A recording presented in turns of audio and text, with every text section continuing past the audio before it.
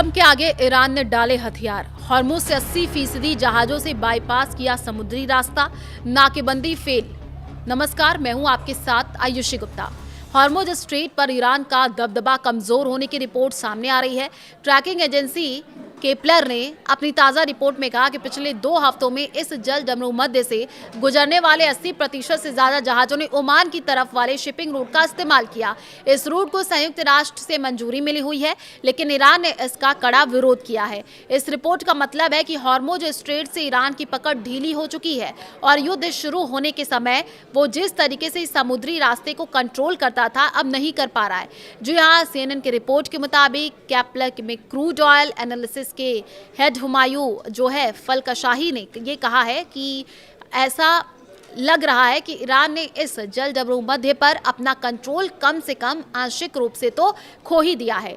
Iran को bypass कर Hormuz से कैसे गुजर रहे हैं जहाज, वो भी आपको बता देते हैं। तो देखिए, बदलाव इसलिए महत्वपूर्ण है क्योंकि केपलर ने अपनी रिपोर्ट में ये बताया है कि 1 महीने पहले ओमान वाले रास्ते पर शिपिंग की कोई गतिविधि नहीं के बराबर थी। ईरान ने इस जल डमरू मध्य से गुजरने वाले जहाजों पर अपना नियंत्रण होने का दावा किया था और ओमान के उत्तरी तट के रास्तों का इस्तेमाल करने की कोशिश करने वाले जहाजों पर हमले भी किए थे।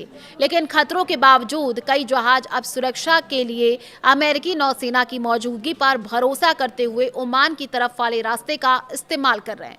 ईरान अब इन जहाजों पर हमले नहीं कर पा रहा है, इसलिए सवाल ये भी है कि क्या ईरान ने अब अमेरिका के सामने हथियार डाल दिए हैं या फिर वो संघर्ष टालने के लिए उनसे चुपचाप अमेरिका के साथ समझौता कर लिया है।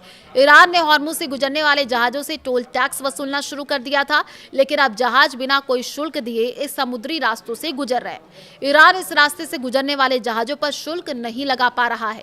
क्या हॉर्मुज स्ट्रेट पर ईरान ने डाले हथियार? सवाल है। तो आपको बता दें कि CNN के मुताबिक पिकरिंग एनर्जी पार्टनर्स के फाउंडर और chief investment officer Dan Pickering ने कहा कि ईरान की टोल वसूलने की मांग ऐसी चीज है जिसे मिडिल ईस्ट के ज्यादातर लोग न तो करना चाहते हैं और न ही अब तक करते आए हैं। खाड़ी क्षेत्र में तेल उत्पादक देश भी इस इलाके में कच्चे तेल को लाने ले जाने का तरीका बदल चुके हैं। कुवैत, सऊदी अरब और संयुक्त अरब अमीरात ने हॉर्मुज जल डमरू मध्य के रास्ते फारस की खाड़ी से तेल बाहर भेजने के लिए वेरी लार्ज क्रूड कैरियर यानी कि VLCC किराए पर लिए हैं। खबरों के मुताबिक इसके बाद इस कच्चे तेल को ओमान की खाड़ी में खतरे वाले इलाके से बाहर दूसरे टैंकरों में ट्रांसफर कर दिया जाता है।